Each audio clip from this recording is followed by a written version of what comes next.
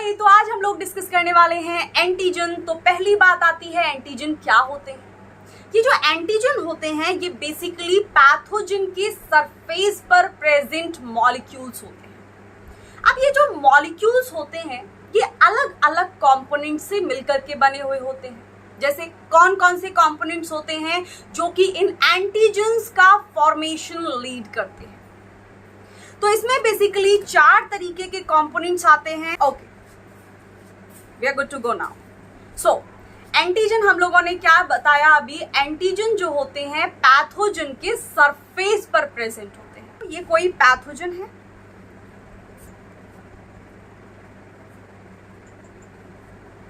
ये जो पैथोजन्स होते हैं इन पैथोजन्स के सरफेस पर अलग अलग तरीके के मॉलिक्यूल्स प्रेजेंट होते हैं। नाउ बात आती है कि कौन कौन से मॉलिक्यूल्स प्रेजेंट होते हैं। ये जो मॉलिक्यूल्स होते हैं इनमें हमारे मेजरली 4 तरीके के मॉलिक्यूल्स होते हैं। The first one is lipoprotein,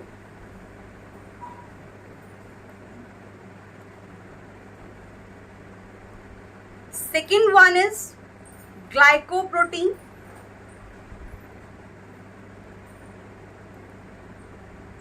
third one is glycolipids, and fifth one is nucleic acid. तो ये जो हमारे मॉलिक्यूल्स होते हैं जो कि किसी भी पैथोजन के सरफेस पर प्रेजेंट होते हैं, इन्हीं मॉलिक्यूल्स को नाम दिया जाता है एंटीजन्स। ऑलराइट, अब हम लोगों को एक और चीज यहां पर समझने की जरूरत है कि भाई आप लोगों को कहीं कहां क्वेश्चंस के अंदर एंटीजन लिखा हुआ दिखाई नहीं देगा, आपको लिखा हुआ दिखाई देगा फॉरेन मॉलिक्यूल। आपको लिखा हुआ दिखाई दे सकता है कि भाई नॉन सेल्फ एंटीजन। तो non self antigen, foreign molecule, pathogen, antigen, ये सारे के सारे एंटीजन के ही अलग अलग नाम हैं।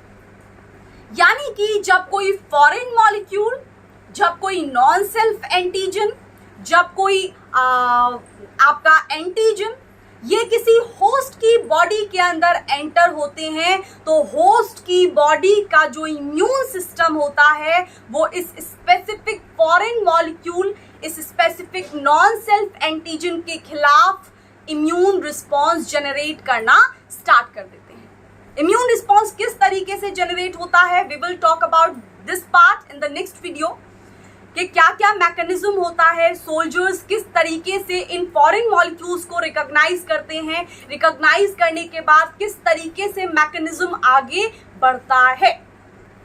फिलहाल के लिए यहाँ पर ये समझने की जरूरत है कि भाई जब भी कोई एंटीजन या फिर जब भी कोई फॉरेन मॉलिक्यूल या फिर जब भी कोई नॉन सेल्फ एंटीजन होस्ट की बॉडी के अंदर एंटर करता है, एंटर करने के बाद होस्ट की जो बॉडी होती है वो इस नॉन सेल्फ एंटीजन, इस non self protein, foreign molecule और इस पैथोजन को रिकॉग्नाइज करती है। और रिकॉग्नाइज करने के बाद होस्ट की बॉडी के अंदर एक इम्यून रिस्पॉन्स जनरेट होता है और वही इम्यून रिस्पॉन्स उस पैथोजन से लड़ाई करने में हेल्प करता है होस्ट की। ऑलराइट, इतनी बात समझ में आ गई। सो यहाँ पर हम लोगों ने पहली चीज ये समझी है कि ये जो एंटीजन्स होते हैं, आप लोग मेरे साथ भी लिख सकते हैं because it is important. So point number 1 is that these are the lipoproteins,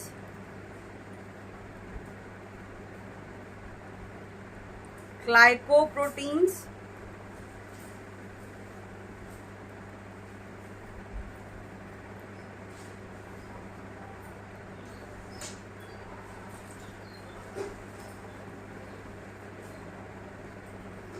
glycolipids and nucleic acid and nucleic acids कहाँ प्रेजेंट होते हैं भाई लोग, ये प्रेजेंट होते हैं on the surface of pathogen. मान लो ये हमारा पैथोजन था, तो इसके सरफेस पर जो मैंने ये व्हाइट कलर का मार्क दिखाया है, ये मार्क है कि भाई these are the lipoproteins molecules, these are the glycoprotein molecules, these are the nucleic acid molecules जो कि पैथोजन के सरफेस पर प्रेजेंट है। Alright, so nucleic acid present, where they are present? They are present on the surface of pathogen. इतनी बात कतई clear हो गई। आगे बढ़े। अब दूसरी बात आती है कि भाई ये एंटीजन करते क्या है। ये समझ में आ गया कि एंटीजन होते क्या है। तो क्या होते हैं एंटीजन? एंटीजन किसी भी पैथोजन के सरफेस पर प्रेजेंट होने वाले lipoproteins, glycoproteins, nucleic acid and glycolipid के मॉलिक्यूल्स होते हैं। अब बात आती है ये लिपोप्रोटीन, ग्लाइकोलिपिड, ग्लाइकोप्रोटीन करते क्या है होस्ट की बॉडी के अंदर। तो मान लो ये हमारा कोई होस्ट है। ओके, ठीक है, यहां पर देखते हैं हम लोग। मान लो हमारा कोई होस्ट है, ठीक है, और ये जो हमारा पैथोजन है वो उस होस्ट की बॉडी के अंदर एंटर कर गया। जैसे ही ये पैथोजन होस्ट की बॉडी के अंदर एंटर करेगा, वैसे ही होस्ट की बॉडी के अंदर बहुत सारे सोल्जर्स प्रेजेंट होते हैं। हम लोगों ने सेलुलर कंपोनेंट की बात की थी स्टार्टिंग में। उस सेलुलर कंपोनेंट के अंदर बहुत सारे सोल्जर्स यानी कि बहुत सारे योद्धा होते हैं, और वो जो योद्धा होते हैं इनेट इम्यूनिटी के योद्धा अलग होते हैं। कौन कौन से थे? Basophils, eosinophils, monocytes, macrophages, epithelial cells, right. वैसे ही दूसरे तरीके की इम्यूनिटी जो कि एक्वायर्ड इम्यूनिटी है, उसके अपने अलग सोल्जर्स होते हैं, और उनमें 3 कैटेगरी सोल्जर्स की होती है, B cells, T cells and the third category was antibodies. अब होता क्या है कि जैसे ही कोई भी पैथोजन होस्ट की बॉडी के अंदर एंटर होता है, तो हमारी जो बी और टी सेल्स ब्लड के अंदर घूम रही होती हैं, वो बी और टी सेल्स इस पैथोजन के ऊपर जो लिपोप्रोटीन के मॉलिक्यूल्स, जो ग्लाइकोप्रोटीन्स के मॉलिक्यूल्स, जो न्यूक्लिक एसिड के मॉलिक्यूल्स प्रेजेंट हैं, उनको रिकॉग्नाइज कर लेती है कि भाई ये हमारी बॉडी का प्रोटीन नहीं है। इसीलिए हम एंटीजन को क्या बोलते हैं? नॉन सेल्फ एंटीजन और नॉन सेल्फ प्रोटीन। सेल्फ मतलब अपना, नॉन सेल्फ मतलब अपना नहीं, किसी दूसरे का। तो ये जो हमारे फॉरेन मॉलिक्यूल होते हैं, एंटीजन्स होते हैं, ये non self antigen, non self proteins कहलाते हैं, क्योंकि ये प्रोटीन हमारी बॉडी के नहीं होते। ये कहाँ के होते हैं? बाहर के होते हैं, किसी पैथोजन के होते हैं, किसी वायरस के होते हैं, किसी बैक्टीरिया के होते हैं, किसी प्रोटोजोआ के होते हैं। अब यहाँ पर क्वेश्चन आप लोगों के दिमाग में क्या आ रहा होगा कि भाई बी और टी सेल्स को कैसे पता चला कि ये नॉन सेल्फ एंटीजन है? क्योंकि हमारी बॉडी के अंदर तो इतने सारे प्रोटीन्स हैं, इतने सारे सेल्फ प्रोटीन्स हैं, तो हमारी बी और टी सेल्स कैसे रिकॉग्नाइज कर पाई कि ये हमारी बॉडी का प्रोटीन नहीं है, ये कहीं बाहर का प्रोटीन है? तो ये वाला प्रश्न की गुत्थी, इस वाले प्रश्न की गुत्थी आपकी यहां से सुलझेगी कि जब बी और टी सेल्स का डेवलपमेंट हो रहा होता है, यानी कि जब बी और टी सेल्स बन रही होती हैं, उस वक्त बी और टी सेल्स को ये दिखाया जाता है कि भाई ये वाला प्रोटीन हमारी बॉडी का है। फिर दिखाने के बाद उसको अलग कर दिया जाता है, फिर दूसरे प्रोटीन को लाया जाता है, भाई देख ये वाला प्रोटीन भी हमारी बॉडी का है। तो जितने भर प्रोटीन्स हमारी बॉडी के अंदर होते हैं, उन सारे प्रोटीन्स को 1 बाय 1 एक एक करके बी और टी सेल्स को उनके डेवलपमेंट के टाइम पर दिखाया जाता है। जैसे आप लोग जानते ही होंगे कि हमारे घर पर जो हमारा कुत्ता होता है, जो पेट डॉग होता है, वो पेट डॉग जब घर में आता है तो वो धीरे धीरे धीरे धीरे घर के लोगों को देखता है, और फिर वो घर के लोगों पर नहीं भौंकता, लेकिन जैसे ही कोई स्ट्रेंजर आता है वो उस पर भौंकना चालू कर देता है। बिल्कुल सेम मैकेनिज्म होता है बी और टी सेल्स का। यानी कि बी और टी सेल्स को जब डेवलपमेंट के टाइम पर, यानी उनके डेवलपमेंट के टाइम पर उनको ये बताया जाता है कि ये वाला प्रोटीन हमारा खुद का है, इसको नहीं खा लेना है, इसको नहीं मार देना है। तो बी और टी सेल्स को इस तरीके से पता चलता है कि कौन सा प्रोटीन सेल्फ है एंड कौन सा प्रोटीन नॉन सेल्फ है। So this is how B and T cells are capable of differentiating between self antigen and non self antigen. इतनी बात समझ में आई? पक्का? नाउ अब हम लोग ये डिस्कस कर लेते हैं कि भाई ये जो हमारा पैथोजन होता है, ये पैथोजन को हमारी बी और टी सेल्स के ऊपर, बी सेल्स के ऊपर सरफेस एंटीबॉडीज प्रेजेंट होती हैं और वो जो सरफेस एंटीबॉडीज के पैराटोप्स होते हैं, ऐसे समझो।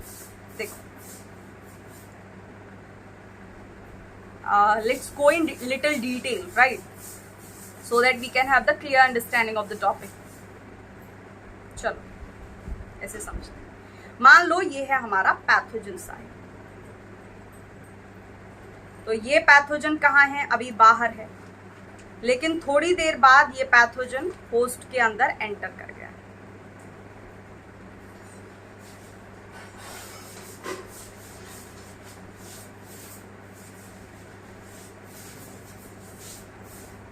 enters inside the host, और जब ये होस्ट के अंदर एंटर हो गया ये पैथोजन, तो हमारे ब्लड के अंदर, यानी होस्ट के अंदर, ब्लड के अंदर बी सेल्स घूम रही होती है। तो मान लो ये हमारी ब्लड स्ट्रीम है और इस ब्लड स्ट्रीम के अंदर घूम रही हैं बी सेल्स। तो ये रही हमारी बी सेल, ठीक है। तो अब पैथोजन कहाँ है? पैथोजन को भी ले आओ, व्हाइट कलर का पैथोजन, ये घुस गया होस्ट की बॉडी के अंदर, तो ये होस्ट की ब्लड स्ट्रीम है। ऑलराइट,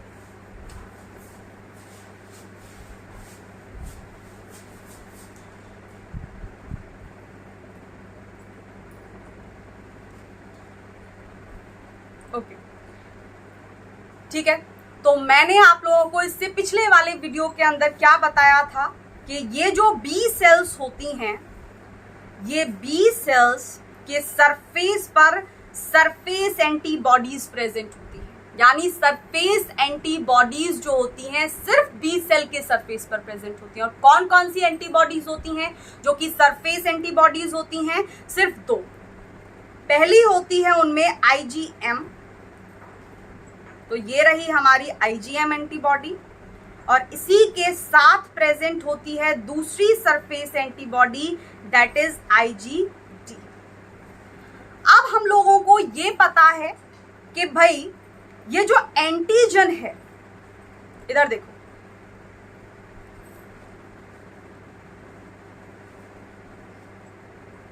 या लुक हियर,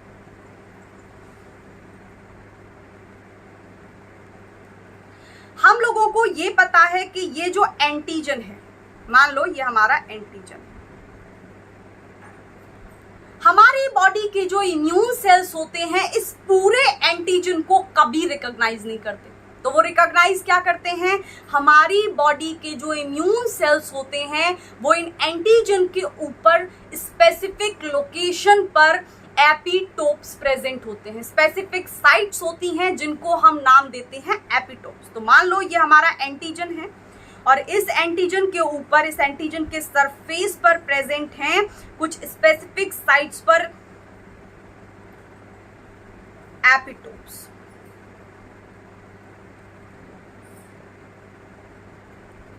तो हमारी जैसे ही ये एंटीजन होस्ट की बॉडी के अंदर एंटर होगा, होस्ट की बॉडी के अंदर इन एंटीजन का सामना होता है एंटीबॉडी से और इम्यून सेल्स से। तो हमारी बॉडी की इम्यून सेल्स और एंटीबॉडीज कभी भी पूरे एंटीजन को रिकॉग्नाइज नहीं कर पाती है। वो रिकॉग्नाइज किसको करती हैं? मान लो ये हमारी एंटीबॉडी है, एंटीबॉडी को ही क्यों छोड़ो, देखो इधर, ये रही हमारी एंटीबॉडी, ठीक है। एंटीबॉडी को भी डिस्कस करेंगे डिटेल में, फिलहाल के लिए ऊपर ऊपर से समझ लो।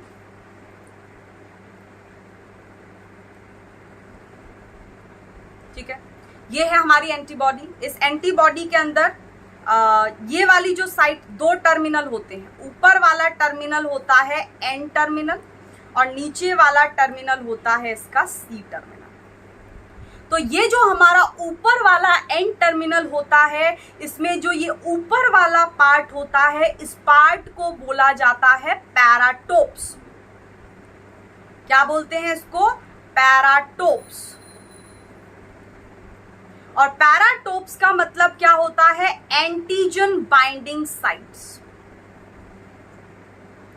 एंटीजन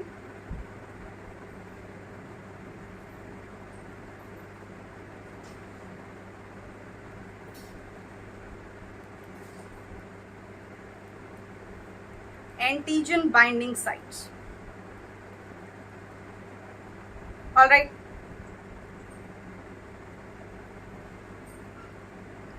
एक सेकेंड, आप लोगों को ना ये एंटीबॉडी जो जहां पर मैंने बनाई है वो वाला पोर्शन दिखाई नहीं पड़ेगा, तो हम ये वापस से ड्रॉ कर लेते हैं। Alright, so it will take just 2 more minutes, है ना। हम लोग वापस से कर लेते हैं क्योंकि दिखाई नहीं पड़ेगा तो कोई सेंस नहीं बनता है इसको यहाँ लिखने का। एक second, just give me. Okay, वापस से समझ लो क्योंकि आपको वो दिखाई नहीं देगा एंटीबॉडी वाला पोर्शन। सो वापस से समझो इधर कि मान लो ये हमारा एंटीजन है,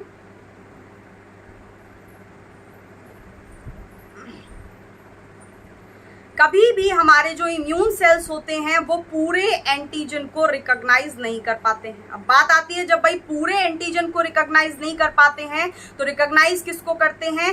स्पेसिफिक लोकेशन पर स्पेसिफिक साइट्स प्रेजेंट होती हैं जिनको हम नाम देते हैं एपिटोप्स। इन एपिटोप्स के साथ इंटरेक्ट करते हैं हमारे इम्यून सेल्स, यानी कि इन एपिटोप्स को रिकॉग्नाइज करते हैं हमारे इम्यून सेल्स, पूरे एंटीजन को नहीं। तो मान लेते हैं हमारा एक इम्यून सेल भी ले लेते हैं, दैट इज आवर एंटीबॉडी। तो एंटीबॉडी ड्रॉ कर लो आप जल्दी से। सो मान लो ये हमारी एंटीबॉडी है, कोई सी भी एंटीबॉडी। अब ये जो एंटीबॉडीज होती हैं इनके पास 2 टर्मिनल होते हैं।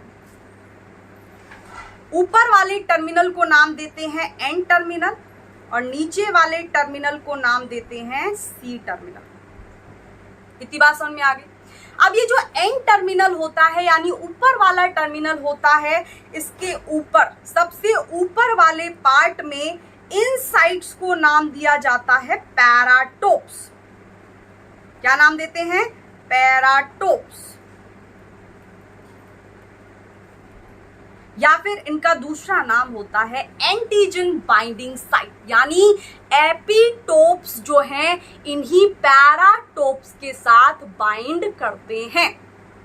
यानी एंटीबॉडी के ऊपर ये जो पैराटोप्स हैं, यही पैराटोप्स एंटीजन के ऊपर जो एपिटोप्स होते हैं उनके साथ बाइंड करते हैं।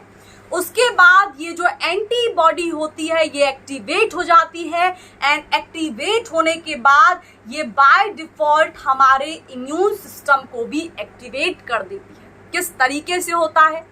एफसी टर्मिनल ये जाकर के कौन से वाले इम्यून सेल्स पर बाइंड करती है, अलग अलग केस में अलग अलग तरीके से मैकेनिज्म चलता है।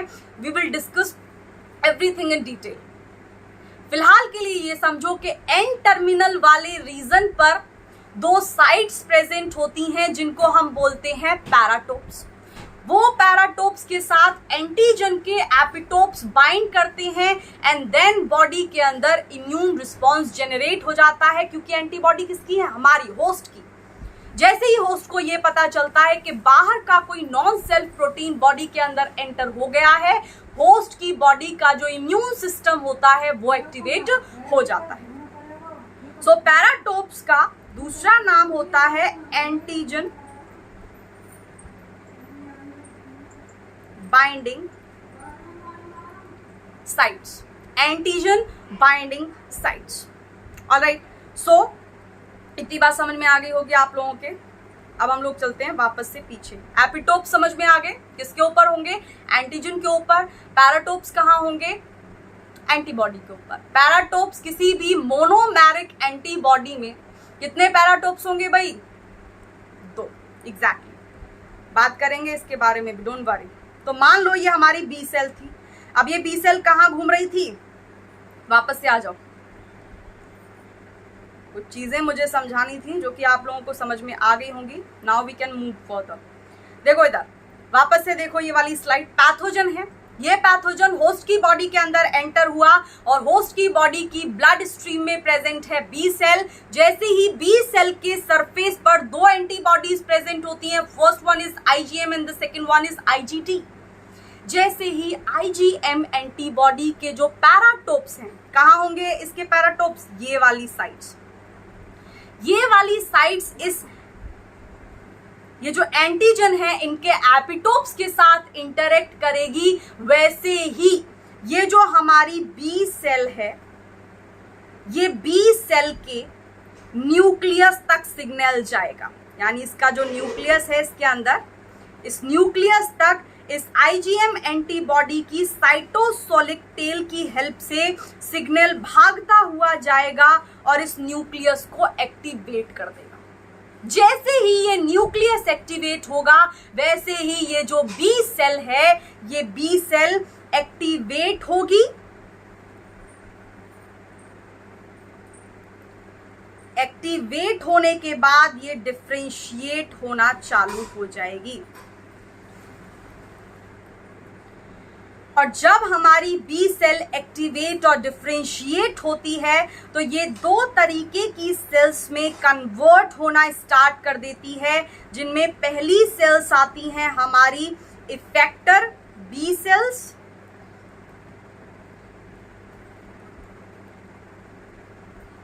इन्हीं को हम लोग बोलते हैं प्लाज्मा बी सेल्स। एक दूसरे तरीके की सेल्स भी बनती हैं जिनको हम बोलते हैं मेमोरी सेल्स। अभी बताते हैं क्या क्या काम है। इतनी बात समझ में आई, यहां तक समझ में आया। जैसे ही बी सेल, अब यहां पर एक और चीज समझ लो कि दो सरफेस एंटीबॉडीज प्रेजेंट थी बी सेल के ऊपर, आईजीएम और आईजीटी, लेकिन सिर्फ आईजीएम ने ही एपिटोप्स के साथ इंटरेक्ट किया। आईजीडी कभी भी एपिटोप्स के साथ इंटरेक्ट नहीं करती बी सेल के ऊपर। वो क्या करती है, आईजीडी होती है असिस्टेंट, यानी कि आईजीडी पीछे रह करके आईजीएम को हेल्प करती है कि वो एंटीजन के एपिटोप्स के साथ इंटरेक्ट कर जाए। वो डायरेक्टली इन्वॉल्व नहीं होती एपिटोप्स के साथ बाइंड करने में।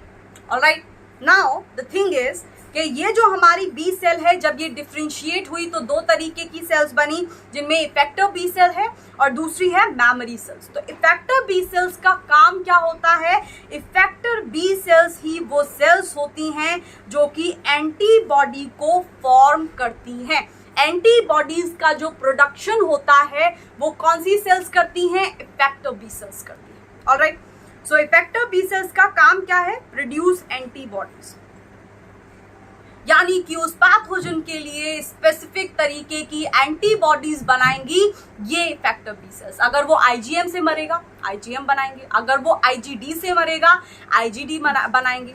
सो ये जो इफेक्टर बी सेल्स होती हैं, they produce antibodies, they produce antibodies.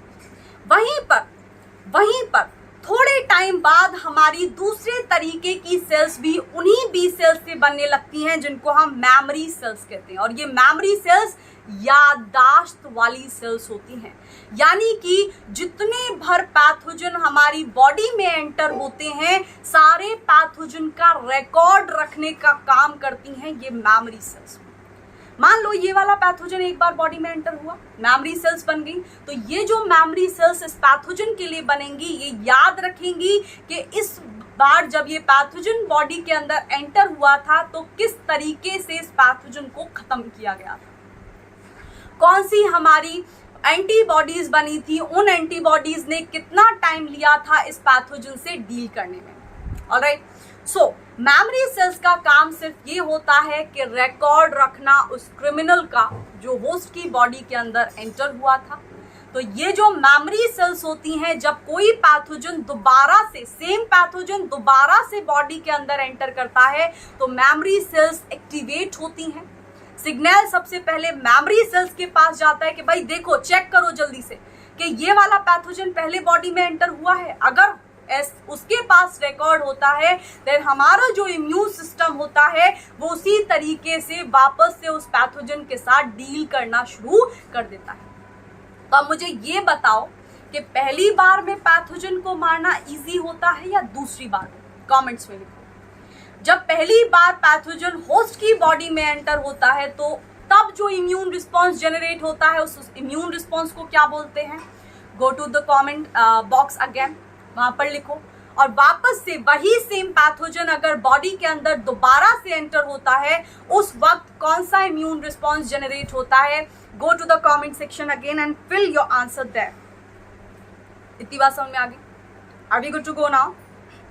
तो एक चीज याद रखना, memory cells they are not involved in the formation of antibodies, only effective B cells और plasma B cells they help in the formation of antibodies. Alright, and कैसे form होती हैं? When B cell will get activated and after some time when that B cell will start getting differentiated, तो वो दो तरीके की cells बनाता है। The first one is effective B cells and the second category is memory B cells. Now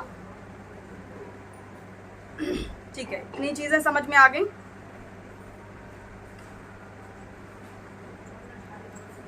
चलो इधर आओ आप। ओके,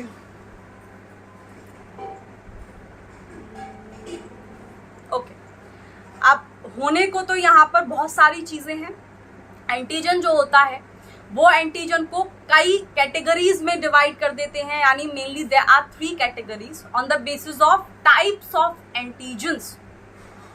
कि भाई एंटीजन, एंटीजेनिक साइट्स कितने तरीके की हैं, इस बेसिस पर जो हमारे एंटीजन्स होते हैं उनको मेनली 3 कैटेगरीज में कैटेगराइज किया जाता है। Not on the basis of antigens, on the basis of epitopes, right. Epitopes कितने तरीके के हैं, इस बेसिस पर जो एंटीजन होता है उसको मेनली 3 कैटेगरीज में कैटेगराइज कर दिया जाता है। लिख लेते हैं, वैसे हमारे सिलेबस में है नहीं सो डिस्कस नहीं करेंगे, लेकिन for the sake of information let's talk about it. Look here, कोई भी क्वेरीज होती हैं आपकी, बट यू कैन डू, आप क्या कर सकते हैं, आप कमेंट्स में अपनी क्वेरीज छोड़ सकते हैं। ऑलराइट, या फिर मैंने इस चैनल के डिस्क्रिप्शन में आपको एक मेल आईडी दी हुई है, आप उस मेल आईडी पर मुझे अपनी क्वेरीज भेज सकते हैं। Alright, so this is something that you can do. ठीक है, नाउ क्या बता रहे थे, क्या डिस्कस कर रहे थे हम लोग? Types of antigen, right. So या types of antigen,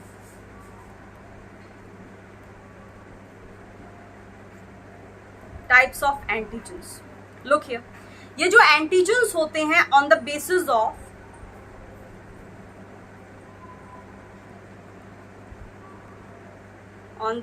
of antigenic epitopes. Epitopes पता है ना, paratopes binding sites, antibody binding sites are known as epitopes. On the basis of types of epitopes, antigenic epitopes,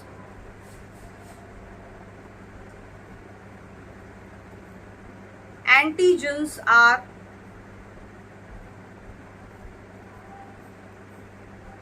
categorized into कितनी categories भाई लोग? 3 categories. Good, detail में नहीं पढ़ेंगे, लेकिन मैंने ये टॉपिक ऑलरेडी पढ़ाया हुआ है। So if you are interested in learning about it, तो आप लोग क्या करें, मैं इस वाले वीडियो के डिस्क्रिप्शन में आपको एक लिंक दूंगी जहां पर you can go and check the more detailed video of antigen, types of antigens, alright, and types of antigenic epitopes. So वहां पर आप लोगों को बहुत सारी चीजें मिलेंगी, बहुत नई नई चीजें, ताले चाबियों वाला कंसेप्ट भी है। So you can go and check that video in order to learn more. ठीक है, फिलहाल के लिए ये समझो बस कि क्योंकि हमारे सिलेबस में नहीं है, सो काहे को हार्ड वर्क करना। लुक हियर, पहली कैटेगरी होती है मोनोवैलेंट एंटीजन। क्या होते हैं उस वीडियो के अंदर मिलेगा। दूसरे होते हैं मल्टीवैलेंट antigens.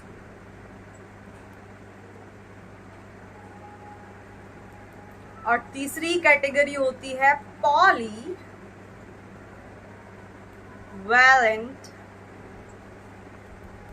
antigen. Alright, so if you are really interested in knowing about it, then just go and check that video. Alright, now अब बात आती है भाई, एंटीजन भर के डिस्कस कर लिया। एंटीजन क्या होता है, एंटीजन कैसे पकड़ा जाता है, जब एंटीजन पकड़ लिया जाता है तो एंटीबॉडीज कैसे बनती हैं उस स्पेसिफिक एंटीजन के लिए, सारी चीजें हम लोग डिस्कस कर चुके हैं। But if you are really interested in knowing more about antigen, then what you need to do, I will share a link in the description of this video, जो कि जहां पर जाकर के आप लोग एक बढ़िया सी डिटेल वीडियो है about antigen, types of antigens and types of antigenic epitopes. So what you can do, just go and check that video once. ठीक है, you will get to know about so many things, so many new things. So antibody क्या होती है पता तो चल ही गया होगा। एंटीजन के खिलाफ बनती है होस्ट की बॉडी में एंटीबॉडीज, यानी कि ये है एंटीजन और इस एंटीजन को पकड़ लेती हैं एंटीबॉडीज। और जैसे ही एंटीजन को एंटीबॉडीज ने दबोचा, वैसे ही होस्ट की बॉडी में जनरेट होता है एक इम्यून रिस्पॉन्स, और वही इम्यून रिस्पॉन्स इस एंटीजन को निगल जाता है। गुड। नाउ ये जो एंटीबॉडीज होती हैं, अगर हम लोग इनके बारे में कुछ कह सकते हैं तो क्या कह सकते हैं? ओके, हम लोग ये कह सकते हैं, oh no, हाँ भाई,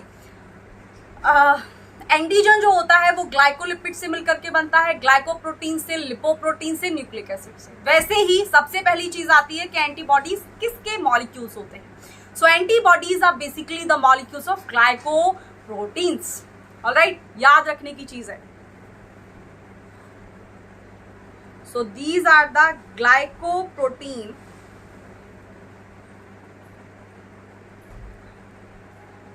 molecules which generate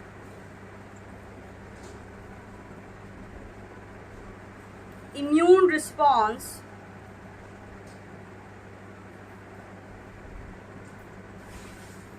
हाँ भाई, किसके खिलाफ? Against what? Pathogen and antigen. Good, against pathogen and antigen. Alright, now ये जो एंटीबॉडी होती है, ये एंटीबॉडी दिखती कैसी है? ठीक है, so let's talk about the structure of antibody. Let's talk about the structure of antibody. No. What are you doing, man? Okay. So, पहले हम लोग बात कर लेते हैं स्ट्रक्चर ऑफ एंटीबॉडी। सो सिर्फ मोनोमेरिक फॉर्म डिस्कस करेंगे। ओके, बाद में हम लोग एक एक करके सारी एंटीबॉडीज पढ़ेंगे, and in that portion will talk about which antibody is monomeric, which one is dimeric, which one is pentameric. But for the time being हम लोग ये डिस्कस कर लेते हैं कि भाई मोनोमेरिक एंटीबॉडी अगर है, जो कि सारी एंटीबॉडीज मोनोमेरिक फॉर्म में तो प्रेजेंट होती ही हैं, सो वो मोनोमेरिक एंटीबॉडी के पास क्या क्या चीजें होती हैं। ऑलराइट, अगर वो डायमेरिक होगी तो चीजें बढ़ती हुई चली जाएगी और कुछ नहीं होता, और थोड़ा सा जे चेन वाला कंसेप्ट आ जाता है। ऑलराइट, जे चेन, क्योंकि जे चेन ही FC टर्मिनल को एक दूसरे से बाइंड करने का काम करती हैं, तो वो भी चेक कर लेना अगले वाले वीडियोस के अंदर। बट अभी देखो ये जो मैं आपको बता रही हूँ। नाउ मान लो ये हमारी एंटीबॉडी है, बहुत ध्यान से समझने की जरूरत है। देखो ना, एंटीबॉडी जो होती है उसके अंदर दो रीजन होते हैं, दो चेन होती है। जो बड़ी वाली चेन होती है यानी ये वाली चेन, इसको बोलते हैं हैवी चेन। क्या बोलते हैं? Heavy chain. तो एंटीबॉडी के पास दो चेन होती हैं। First one is heavy chain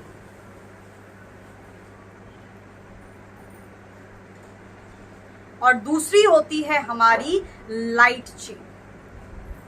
ठीक है, जो कि इसके बिल्कुल साइड में लगी।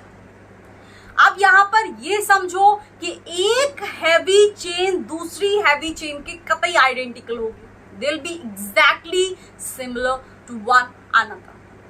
वैसे ही एक जो लाइट चेन होगी, रेड वाली चेन, वो दूसरी वाली लाइट चेन के बिल्कुल सिमिलर होगी। It means the exact replica of one light chain. Alright, now होता क्या है कि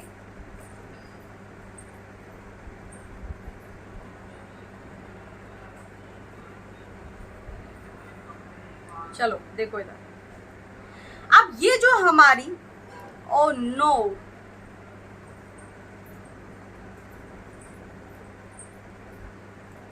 देखो इधर, हमारी जो हैवी चेन होती है उसके पास 4 रीजन्स होते हैं। कितने रीजन होते हैं? कितने पार्ट में वो डिवाइड होती है? 4 रीजन्स आते हैं।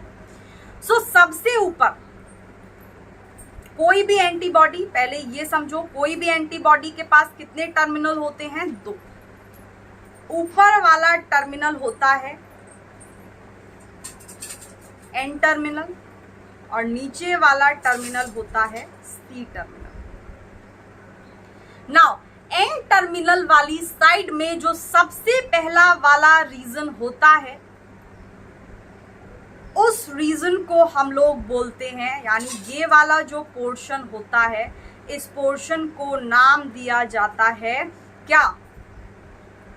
Variable region of what? कौन सी चेन है ये बड़ी वाली? This is the heavy chain.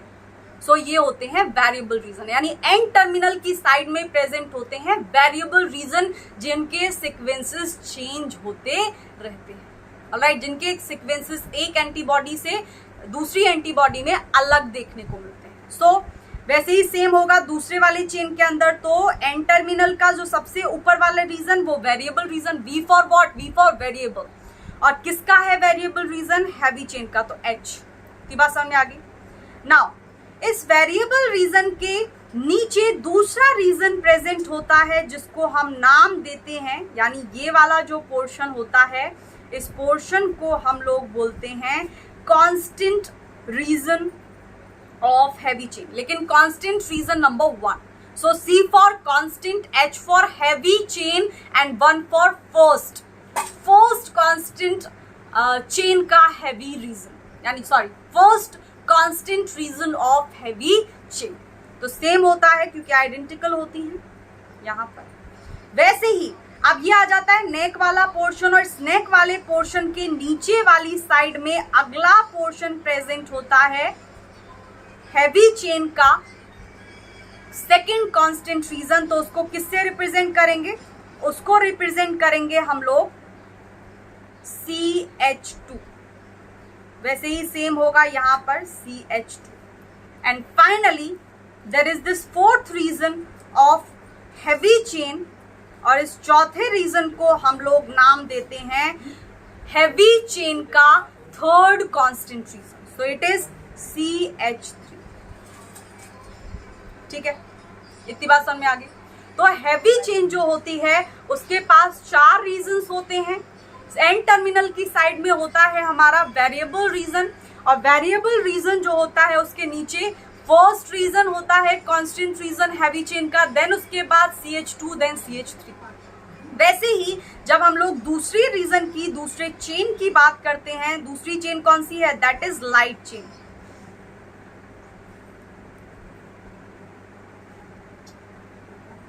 ठीक है, ये लाइट चेन का जो एंड टर्मिनल वाला रीजन होगा सबसे ऊपर, उसको हम लोग क्या बोलेंगे? Same variable region of light chain. इधर भी सेम होगा variable region of light chain. इस वेरिएबल रीजन के नीचे प्रेजेंट होता है इस लाइट चेन का दूसरा रीजन, जिसको हम लोग नाम देते हैं constant region of light chain, C for constant and L for light chain. Alright, so this is, और यहां पर क्या होता है या अब यहां पर एक और चीज आप लोग समझ लो कि इधर देखो कि ये वाला जो पोर्शन होता है किसी भी एंटीबॉडी का, इसको हम लोग बोलते हैं FC रीजन। ठीक है, क्या होता है FC रीजन आगे डिस्कस करेंगे। तो ये है हमारा एंटीबॉडी का स्ट्रक्चर। तो अगर हम लोग एंटीबॉडी के स्ट्रक्चर की बात करते हैं,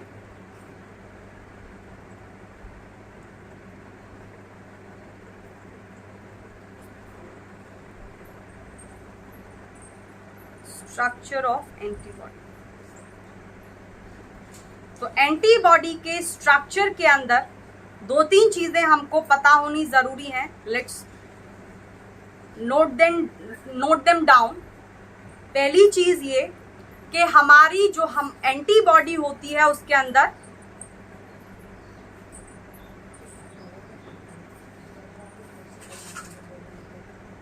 antibody is made up of two identical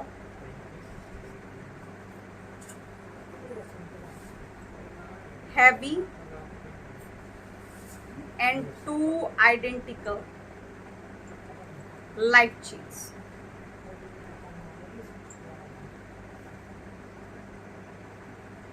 ठीक है, दो आइडेंटिकल हैवी चेन और दो आइडेंटिकल लाइट चेन से एंटीबॉडीज मिलकर के बनती हैं। दूसरी चीज, इसका मतलब ये हुआ, हम लोग ऐसे लिख सकते हैं H2। H का मतलब हैवी चेन, और कितनी चेन होंगी हैवी की? दो। वैसे ही दो होंगी light chain.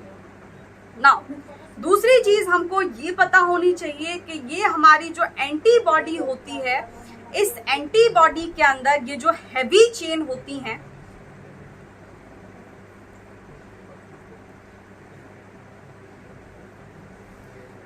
heavy chain consists of 4 reasons।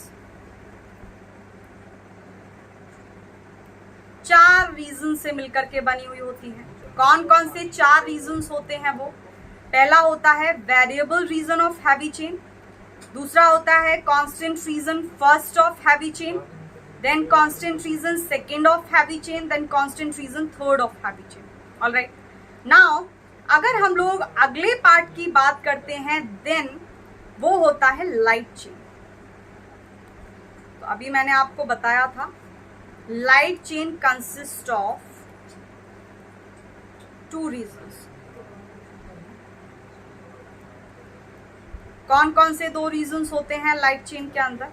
The first one is variable region of light chain and the second one is constant region of light chain. Alright, अब यहां पर एक और कंसेप्ट रह गया कि डाइसल्फाइड बॉन्ड्स का, कि ये जो हैवी चेन और लाइट चेन होती हैं ये एक दूसरे से जुड़ी हुई होती हैं with the help of disulphide bonds.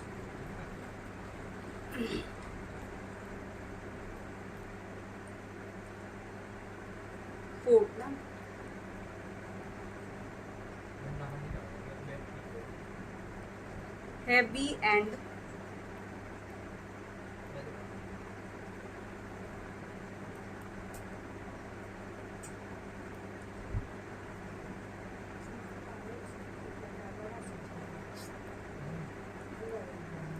connected to one another with disulfide bonds।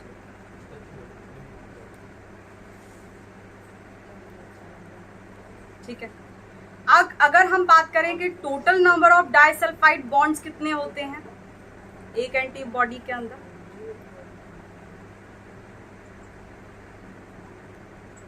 Total number of disulfide bonds in monomeric antibody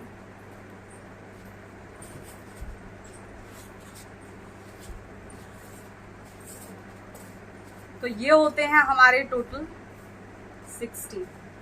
alright, इसमें भी 2 कैटेगरीज होती हैं हमारी। The first category is intramolecular,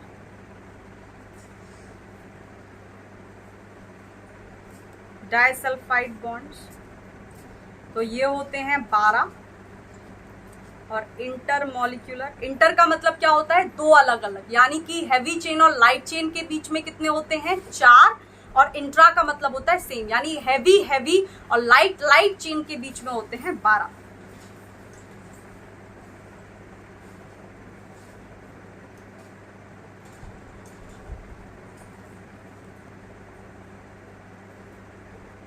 तो ये होते हैं हमारे 4। टोटल कितने हो गए, 16। ऑलराइट, सो ये पोर्शन हो गया, स्ट्रक्चर हो गया। अब हम लोग इससे अगले वाले वीडियो के अंदर टाइप्स ऑफ एंटीबॉडीज डिस्कस करेंगे। तो मैं आपको पहले भी बता चुकी हूं कि आप लोग याद कर लो टाइप्स ऑफ एंटीबॉडीज को GAMDE से। यानी टोटल हमारी 5 एंटीबॉडीज होती हैं, जिनमें पहली होती है IgG, दूसरी होती है IgA, तीसरी होती है IgM, चौथी होती है IgD और 5वीं होती है IG। कौन सी मोनोमेरिक, कौन सी डायमेरिक, कॉन्सेंट्रेशन कितना होता है, विल टॉक अबाउट एवरीथिंग। एक एक करके सबको उठाएंगे एंड डिस्कस करेंगे। सो आज के वीडियो के लिए इतना ही, ओके। इससे अगले वाले वीडियो के अंदर मिलते हैं। सी यू मे बी टुमारो और अ डे आफ्टर टुमारो। तब तक के लिए ध्यान रखें आप अपना। और एक और चीज़, अगर आपको कंटेंट पसंद आ रहा है तो आप क्या करें, चैनल को सब्सक्राइब कर लें और वीडियोस को लाइक भी कर दें और अपने फ्रेंड्स के साथ भी शेयर करें, because sharing is caring, you all know that, right. So इतना पढ़ो, वापस से जल्दी से मिलते हैं। तब तक के लिए टाटा, बाय बाय।